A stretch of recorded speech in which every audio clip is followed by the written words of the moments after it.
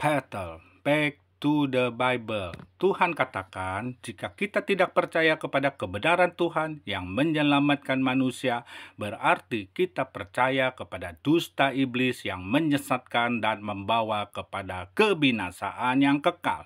Yesus tidak meniadakan persepuluhan. Ada yang berkata, apakah kita hidup di dalam perjanjian lama atau perjanjian baru? Ya, karena menganggap persepuluhan itu perjanjian lama dan di dalam perjanjian baru sudah tidak berlaku lagi. Dan Yesus tidak membicarakan persepuluhan. Benarkah demikian? Marilah kita pelajari bersama-sama. Cerdaslah dalam beriman dan temukan kebenarannya. Ya, ketika orang berkata, apakah kita hidup di dalam perjanjian lama atau perjanjian baru? Saya bertanya, Tuhan, bagaimana cara saya jawabnya? Dan Tuhan memberikan jawaban, kita hidup di bawah peraturan hukum dan ketetapan Tuhan. Artinya apa? Perjanjian lama dan perjanjian baru itu adalah peraturan dan ketetapan Tuhan. Jadi itu adalah firman Tuhan, dan firman Tuhan kekal selama-lamanya. Maliaki 3 ayat 7 dan 8. Ayat ke-7, sejak zaman nenek moyangmu, kamu telah menyimpang dari ketetapanku dan tidak memeliharanya. Kembalilah kepadaku, bertobatlah, maka aku akan kembali kepadamu, firman Tuhan semesta alam. Ayat ke-8, bolehkah manusia menipu Allah? Namun kamu menipu aku. Tetapi kamu berkata, dengan cara bagaimanakah kami menipu engkau? Mengenai persembahan, persepuluhan, dan persembahan khusus.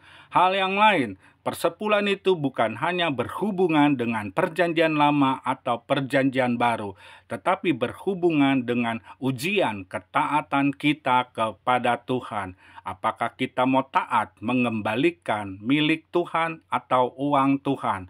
Atau kita mau menjadi pencuri, penipu, dan menipu Allah?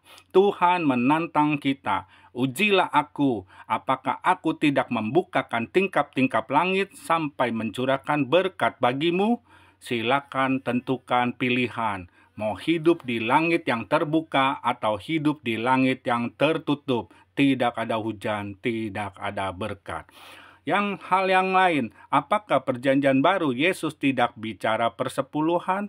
Matius 23 ayat 23 sangat jelas kebenarannya. Celakalah kamu, hai ahli-ahli Taurat dan orang-orang Farisi, hai kamu orang-orang munafik, sebab persepuluhan dari selasi, adat manis, dan jintan kamu bayar, tetapi yang terpenting dalam hukum Taurat kamu abaikan, yaitu keadilan dan belas kasihan dan kesetiaan.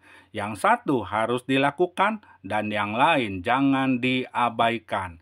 Ahli-ahli Taurat dan orang-orang Farisi tahu tentang pembayaran persepuluhan. Mereka hidup di zaman Yesus. Yesus menyebut persepuluhan, berarti Yesus tidak meniadakan persepuluhan. Yesus menyinggung persepuluhan, berarti Yesus tetap memberlakukan persepuluhan. Semoga yang menentang persepuluhan bukan firman Tuhan atau tidak berlaku lagi bisa kembali membaca berulang-ulang kali, membaca dengan baik dan benar. Yang satu harus dilakukan dan yang lain jangan diabaikan. Yang satu itu persepuluhan harus dilakukan dan yang lain jangan diabaikan. Sekali lagi, yang satu harus dilakukan, yaitu persepuluhan, yang lain jangan diabaikan. Ya, jelas sekali kebenarannya bukan? Dan apa yang Tuhan nyatakan itu jelas benar adanya. Matius 5 ayat 17 sampai 18. Khotbah di bukit. Janganlah kamu menyangka bahwa aku datang untuk meniadakan hukum Taurat atau kitab para nabi. Aku datang bukan untuk meniadakannya, melainkan untuk menggenapinya. Karena aku berkata kepadamu, sesungguhnya selama belum lenyap langit dan bumi ini, satu iota atau satu titik pun tidak akan ditiadakan dari hukum Taurat sebelum semuanya terjadi. Ada juga yang berkata Yesus telah menggenapi hukum Taurat.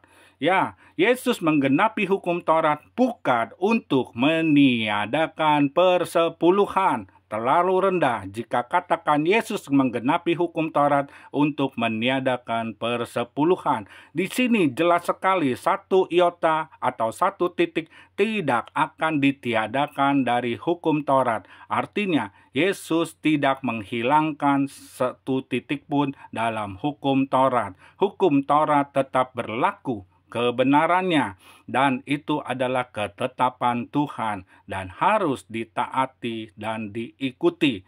Ya, silakan tentukan mana yang kita mau percayai.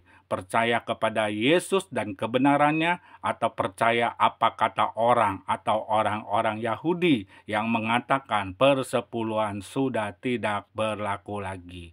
Back to the Bible. Jika saudara tidak percaya, silakan tanya sama Tuhan dan dapatkan jawabannya dan kebenarannya. Sekali lagi, back to the Bible. Yang satu dilakukan, yang satu harus dilakukan, yang lain jangan diabaikan. Itu pesan perjanjian baru, itu pesan Yesus tentang persepuluhan. Amin.